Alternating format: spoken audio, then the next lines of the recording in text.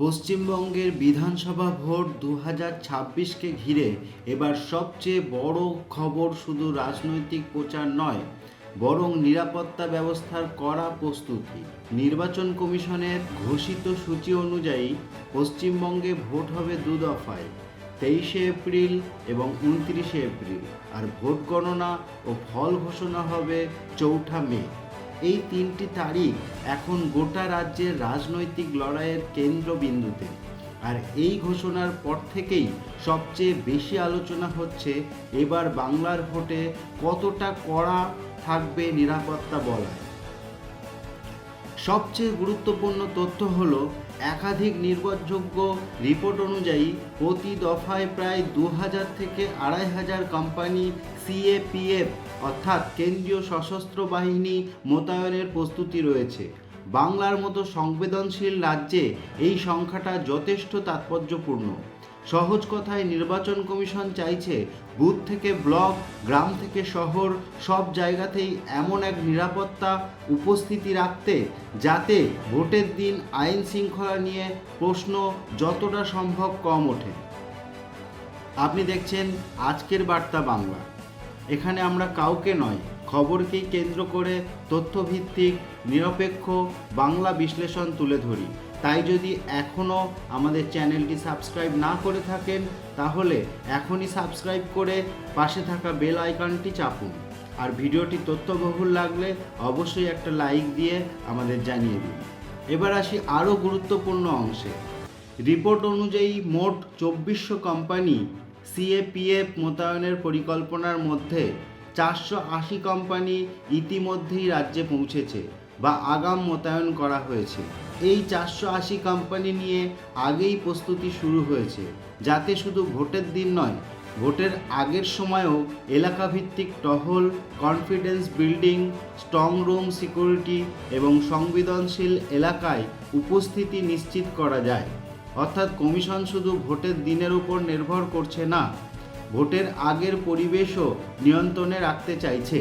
এখানেই বিষয়টি আরও বড় হয়ে যায়, কারণ রিপোর্ট অনুযায়ী ভোট শেষ হয়ে গেলেও কেন্দ্রীয় বাহিনী পুরোপুরি তুলে নেওয়া হচ্ছে না, বরং প্রায় 700 কোম্পানি কেন্দ্রীয় বাহিনী ভোট পরবর্তী সময়েও পশ্চিমবঙ্গে রাখা হবে এবং তার মধ্যে 500 কোম্পানি আইন শৃঙ্খলা রক্ষার জন্য ব্যবহার করা হতে পারে। বাংলার ভোটের ইতিহাসে এটা একটা খুব গুরুত্বপূর্ণ বার্তা, কারণ বহুবার দেখা গেছে ভোটের দিন কোনো মতে কেটে গেলেও গণনার আগে বা ফল ঘোষণার পরে উত্তেজনা, সংঘর্ষ বা অভিযোগের পরিবেশ তৈরি হতে পারে। সেই জায়গাটা মাথায় রেখে কমিশন এবার আগে ভাগে পোস্ট পোল সিকিউরিটিতেও জোর দিচ্ছে। এখন একটা বিষয় খুব পরিষ্কার করে বলা দরকার, সোশ্যাল মিডিয়া বা কিছু আলোচনায় ড্রোন, শতভাগ ওয়েবকাস্টিং, নির্দিষ্ট সংখ্যক ক্যামেরা বা আরও কিছু কড়া প্রযুক্তিগত নজরদারির দাবি শোনা যাচ্ছে। কিন্তু এই মুহূর্তে যতক্ষণ না নির্বাচন কমিশনের চূড়ান্ত সরকারি নথি বা স্পষ্ট নির্দেশ প্রকাশ্যে আসে, ততক্ষণ এই ধরনের নির্দিষ্ট দাবিগুলোকে কনফার্ম ফ্যাক্ট হিসাবে বলা ঠিক হবে না। তাই এই ভিডিওতে আমরা সেই অংশে বাড়তি সংখ্যা বা চূড়ান্ত দাবি করছি না, তবে এটুকু বলা নিরাপত্তা ও পর্যবেক্ষণ দুই ক্ষেত্রেই কমিশন এবার আগে ভাগে কড়া প্রস্তুতির বার্তা দিচ্ছে। এবার সাধারণ ভোটারের দৃষ্টিতে সবচেয়ে বড় প্রশ্ন, এই প্রস্তুতি কি মাঠে বাস্তবে কাজ করবে? কারণ কাগজে 2000 থেকে 2500 কোম্পানি বাহিনী থাকলেই সব ঠিক থাকবে এমন নয়। 480 কোম্পানি আগে এলেই সব সমস্যার সমাধান এমনও নয়। আর 700 কোম্পানি পরে থাকবে বলেই টেনশন শূন্য হয়ে যাবে সেটাও নয়। শেষ পর্যন্ত ভোটারের কাছে আসল বিষয় একটাই, আমি কি নির্ভয়ে ভোট দিতে পারবো? অভিযোগ হলে কি দ্রুত ব্যবস্থা হবে? বাহিনী কি ঠিক জায়গায় মোতায়েন হবে? আর ভোটের পরে কি পরিস্থিতি নিয়ন্ত্রণে থাকবে?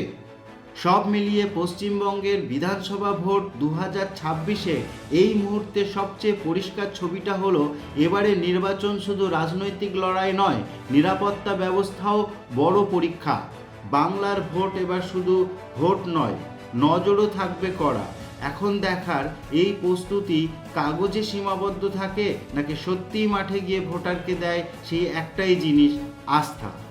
ভিডিওটি যদি আপনার তথ্যভিত্তিক লেগে থাকে তাহলে অবশ্যই লাইক করুন, কমেন্টে আপনার মতামত জানান, আর আজকের বার্তা বাংলাকে সাবস্ক্রাইব করে বেল আইকনটি চাপতে ভুলবেন না। আমি আবার আসব নতুন কোনো খবর নিয়ে, নতুন কোনো বিশ্লেষণ নিয়ে।